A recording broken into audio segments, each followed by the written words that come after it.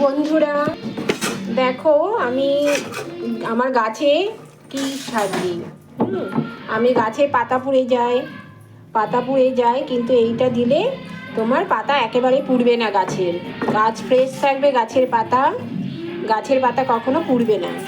এটা হচ্ছে তোমার, আমি এটাকে বানিয়েছি, এই যে লিকুইড তরল সারটা দেখো, আমি এটাকে বানিয়েছি পেঁয়াজের খোসা, কলার খোসা।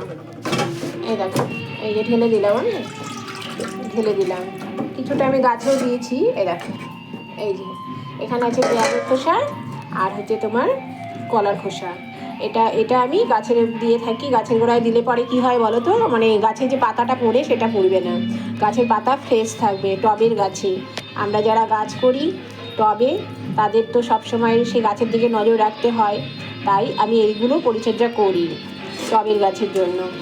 আর তোমরাও দিয়ে দেখবে, পাতা পুড়বে না, ভীষণ ভালো। আমি তো এটাকে পচিয়ে নিয়েছিলাম, আমি প্রায় 7 দিন রেখেছি আমি এটাকে, তারপরে আমি এটাকে দিচ্ছি। তবে হ্যাঁ, যেই দিদি ভাই বা আমার কোনো ভাই যদি তোমাদের আরও কিছু বিষয় নিজেদেরও মানে ভালো জানা থাকে আমার থেকে, তোমরা কি করো পরিচর্যা আমাকে জানাও। আর একটা অনুরোধ রইল, আমার ভিডিওগুলো তো আমিও কষ্ট করে করি, তোমরা যদি একটু আমাকে কীরকম লাগছে একটু জানাও আমাকে, যে আমি মানে কীরকম লাগছে তোমাদের আমার ভিডিওগুলো, আমাকে একটু কমেন্ট করো।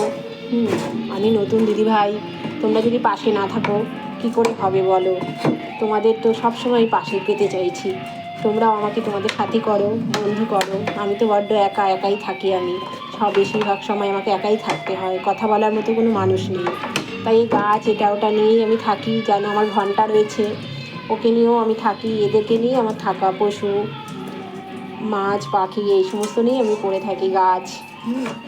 আর এই তোমাদের সাথে কথা বলছি, একটু আমার পাশে থাকো, আমাকে কমেন্ট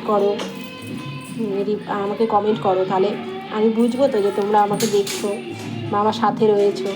আমিও তোমাদের সঙ্গে যে থাকতে চাই, এই ইচ্ছে রাখি।